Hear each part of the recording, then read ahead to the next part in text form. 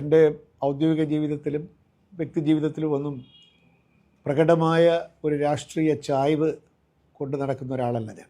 അകലമോ അടുപ്പമോ ഒന്നും വച്ച് പുലർത്താതെ ഔദ്യോഗികമായിട്ടുള്ള നിഷ്പക്ഷതയോടുകൂടി മാത്രമാണ് രാഷ്ട്രീയ പ്രസ്ഥാനങ്ങളോട് ഞാൻ എന്ന നിലപാട് സ്വീകരിച്ചിട്ടുള്ളത്. കമ്മ്യൂണിസ്റ്റ് പാർട്ടി ഇന്ത്യയിൽ വന്നിട്ട് 100 വർഷമാകുന്നു. കേരളത്തിൽ സജീവമായിട്ട് ഒരുപക്ഷെ 90 വർഷമോ മറ്റായിട്ടുണ്ടാകും. കേരളത്തിൽ ജനിച്ചു ജീവിക്കുന്ന നമ്മളെപ്പോലുള്ള ആളുകൾക്ക് നമുക്ക് പ്രകടമായ രാഷ്ട്രീയമുണ്ടോ, രാഷ്ട്രീയ പ്രവർത്തനമുണ്ടോ എന്നുള്ളതല്ല പ്രശ്നം. നമ്മുടെ ചിന്തകളെ സ്വാധീനിക്കാൻ കമ്മ്യൂണിസ്റ്റ് പാർട്ടിക്ക് അനിഷേധ്യമായിട്ടുള്ളൊരു പങ്ക് വഹിക്കാൻ സാധിച്ചു എന്ന് നമ്മൾ സ്വന്തം ജീവിതത്തെ തിരിഞ്ഞു നോക്കുമ്പോൾ നമുക്ക് ഇപ്പോൾ ബോധ്യപ്പെടും. എനിക്കത് ബോധ്യപ്പെട്ടുകൊണ്ടിരിക്കുകയാണ്. നമ്മുടെ ഓരോ പ്രവൃത്തിയിലും ചിന്തയിലും സാധാരണ മനുഷ്യരോടൊപ്പം നിൽക്കാൻ, അവർക്കൊരു നല്ല നാളെ ഉണ്ടാവുമെന്ന് പ്രതീക്ഷിക്കാനൊക്കെ ഒരുപക്ഷെ സാധാരണ മലയാളിയെ ആദ്യമായി പ്രേരിപ്പിച്ചതും പഠിപ്പിച്ചതും കമ്മ്യൂണിസ്റ്റ് പ്രസ്ഥാനം തന്നെയാണ്. ഞാൻ പറഞ്ഞല്ലോ, ഞാനൊരു രാഷ്ട്രീയക്കാരനല്ല. പക്ഷേ കമ്മ്യൂണിസ്റ്റ് പ്രസ്ഥാനം കൊണ്ട് കേരളീയൻ മലയാളി എന്നുള്ള നിലയ്ക്ക് നമുക്കുണ്ടായ ഏറ്റവും വലിയ മഹത്വം എന്താണ്? സാധാരണ മനുഷ്യന്, അധികാരവും സമ്പത്തും ഇല്ലാത്ത മനുഷ്യരെ എന്നും അധസ്ഥിതരായി കിടക്കാൻ പ്രേരിപ്പിക്കുന്ന ഒരു സമ്പദ് വ്യവസ്ഥ, സാമൂഹ്യ വ്യവസ്ഥയെ ഉടച്ചു വാർക്കാമെന്ന്. ഇവിടെ നമുക്ക് കൊയ്യാൻ വയലില്ലാത്തവന് കൊയ്യാൻ ഇടം കിട്ടും, വിതയ്ക്കാൻ വയലില്ലാത്തവന് വിതയ്ക്കാൻ വയൽ കിട്ടും, ഭൂമിയില്ലാത്തവന് ഭൂമി കിട്ടും എന്ന് പറയുന്ന നിസ്വരായ മനുഷ്യർക്ക് സ്വപ്നം കാണാൻ അവസരം കൊടുത്തു എന്നുള്ളത് കമ്മ്യൂണിസ്റ്റ് പാർട്ടിയുടെ ഏറ്റവും വലിയൊരു സംഭാവന തന്നെയാണ്.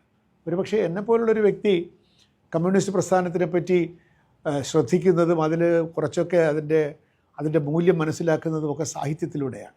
ഗാനങ്ങളിലൂടെ, പുരോഗമന സാഹിത്യത്തിലൂടെ, നാടകങ്ങളിലൂടെ, KPSC നാടകങ്ങളിലൂടെ ഒക്കെ തന്നെ. മലയാളത്തിലെ സാഹിത്യം എന്നത് ഒരിക്കലും സമ്പന്ന വർഗത്തെ നിലനിർത്തുന്ന ഒരു സാഹിത്യമായിരുന്നില്ല നമ്മൾ അന്നും ഇന്നും എഴുതുന്നത്. പുരോഗമന സാഹിത്യം നമ്മൾ പറയുന്ന തകഴി, ദേവ്, ബഷീർ തുടങ്ങിയ ആളുകളുടെ കാലത്ത് തൊട്ട് ഇപ്പോഴും നമ്മൾ എഴുതിക്കൊണ്ടിരിക്കുന്നത് ഏറ്റവും പുതിയ സാഹിത്യം പോലും, ഉത്തരാധുനികമെന്ന് നമ്മൾ വിശേഷിപ്പിക്കുന്ന മലയാള നോവലുകൾ പോലും ആരെക്കുറിച്ചാണ് എഴുതുന്നത്? ആദിവാസിയെപ്പറ്റിയും ദളിതനെ പറ്റിയും ട്രാൻസ്ജെൻഡറിനെ പറ്റിയും മുഖ്യധാരയിൽ ഉള്ള പ്രകാശം വീഴാത്ത വഴികളിലൂടെ സഞ്ചരിക്കാനാണ് മലയാള മനസ്സിനിഷ്ടം, മലയാള സാഹിത്യത്തിനിഷ്ടം, മലയാള സിനിമയ്ക്കിഷ്ടം. നമുക്കൊക്കെ അതാണ് ഇഷ്ടം. കാരണം അങ്ങനെ നമ്മളെ പ്രേരിപ്പിച്ചത്. അങ്ങനെ ഒരു വഴിയുണ്ട്, നമ്മൾ കാണാത്തൊരു വഴിയുണ്ട്, ഇല്ലാത്തവരിവിടെ ഉണ്ട് എന്നൊക്കെ നമ്മളോട് പറഞ്ഞ് നമ്മുടെ ജീവിതത്തിലെ ഓരോ തീരുമാനത്തിലും അത്തരത്തിലുള്ളൊരു മാനവികത നിലനിർത്താൻ കമ്മ്യൂണിസ്റ്റ് പ്രസ്ഥാനം എന്തെന്നില്ലാതെ നമ്മളെ സഹായിച്ചിട്ടുണ്ട് എന്ന് പറയുന്നതിൽ ഒരു തെറ്റുമില്ല. നമ്മൾ കൊയ്യും വയലല്ല നമ്മുടേതാവും പൈങ്കിളിയെ എന്ന KPSC പാട്ട് കേട്ട് കോൾമയർ കൊള്ളാത്തവരായ ആരെങ്കിലും ഉണ്ടോ? അവരുടെ സ്വപ്നങ്ങളോട് താതാത്മ്യം പ്രാപിക്കാൻ നമുക്കൊരു നാളെയുണ്ട്. അന്നത്തെ കവിതകളൊക്കെ തന്നെ നാളെ ഒരു ചെമ്പൻ പുലരി ഉണ്ടാകുന്നു എന്നുള്ളൊരു പ്രതീക്ഷ ആളുകൾക്ക് കൊടുക്കാനൊരു പ്രസ്ഥാനത്തിന് കഴിഞ്ഞുവെങ്കിൽ മനുഷ്യരെ സ്നേഹിക്കുന്ന നമുക്കൊക്കെ ആ പ്രസ്ഥാനം ഒരുപാട് സംഭാവനകൾ നൽകിയിട്ടുണ്ട്. നമ്മുടെ ചിന്താഗതികളിൽ, നമ്മുടെ മനോഭാവങ്ങളിൽ, മനുഷ്യരോടുള്ള ബന്ധത്തിൽ, നാളെയെപ്പറ്റിയുള്ള പ്രതീക്ഷകളിലൊക്കെ തന്നെ ഈ കമ്മ്യൂണിസ്റ്റ് പ്രസ്ഥാനം നമുക്ക് വലിയ മാറ്റങ്ങൾ തന്നിട്ടുണ്ട്. ഒരു കാര്യം കൂടി ഓർക്കേണ്ടതുണ്ട്. ഒരു രാഷ്ട്രീയ പ്രസ്ഥാനം വളരുന്നത് ആ സമൂഹത്തിൽ ജീവിച്ച് മരിച്ചുപോയ അനേകം ആളുകൾ അനുഭവിച്ച ത്യാഗങ്ങളുടെ അടിത്തറയിലാണ് ചില പ്രസ്ഥാനങ്ങൾ പൊക്കിയിരിക്കുന്നത് എന്ന് തിരിച്ചറിയാനും കൂടി കേരളത്തിലെ കമ്മ്യൂണിസ്റ്റിൻ്റെ ചരിത്രം, കമ്മ്യൂണിസ്റ്റ് പാർട്ടിയുടെ, കമ്മ്യൂണിസ്റ്റ് പ്രസ്ഥാനത്തിൻ്റെ ചരിത്രം നമ്മളെ പ്രേരിപ്പിക്കുന്നുണ്ട്.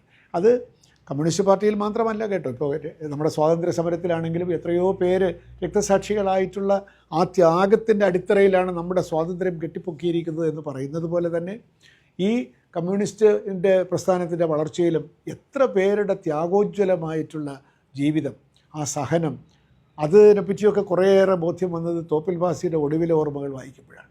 അത്തരത്തിലുള്ള ഓർമ്മക്കുറിപ്പുകൾ വായിച്ച് അങ്ങനെയും ഒരു സഹനത്തിൻ്റേതായിട്ടുള്ള വഴി, നിസ്വാർത്ഥമായിട്ടുള്ള ഒരു സഹനത്തിൻ്റെ വഴി, അവനവന് വേണ്ടിയിട്ടല്ല, അവനവനെന്തെങ്കിലും അധികാരം കിട്ടുമെന്ന് വിചാരിച്ചിട്ടല്ല, സഹനത്തിൻ്റെ വഴിയിലൂടെ, ത്യാഗത്തിൻ്റെ വഴിയിലൂടെ സാധാരണക്കാരൻ്റെ ഉന്നമനത്തിന് വേണ്ടി പ്രവർത്തിക്കാനും നമുക്ക് സാധിക്കണം എന്ന ഒരു സന്ദേശം ഈ 50കളിൽ ജനിച്ച് 60കളിൽ വളർന്ന് 70കളിൽ ജോലിയിലൊക്കെ പ്രവേശിച്ച നമ്മളെപ്പോലുള്ള ആളുകൾക്ക് ഒരു ജീവിത അവബോധം ഉണ്ടാക്കി തരുന്നതിന് ഈ പ്രസ്ഥാനവും പ്രസ്ഥാനത്തിൻ്റെ ചരിത്രവും പ്രസ്ഥാനത്തിൻ്റെ ത്യാഗോജ്വലമായിട്ടുള്ള ചരിത്രവും സാധാരണക്കാരനെ പറ്റിയുള്ള ഒരു അവബോധവും, നമ്മുടെ ONV സാർ എപ്പോഴും പറയുന്ന പോലെ നിസ്വൻ്റെയും നിശബ്ദൻ്റെയും കൂടെ നിൽക്കാൻ നമ്മളെ പ്രേരിപ്പിക്കാനൊക്കെ ഈ പ്രസ്ഥാനത്തിൻ്റെ സാന്നിധ്യം ഒരുപാട് പേരെ സ്വാധീനിച്ചിട്ടുണ്ട്. തീർച്ചയായിട്ടും ആ സ്വാധീനത്തിൽ ഞാനും വശംവദനായിട്ടുണ്ട് എന്ന് വളരെ അഭിമാനപൂർവ്വം പറയുന്നതിൽ എനിക്ക് സന്തോഷമേ ഉള്ളൂ.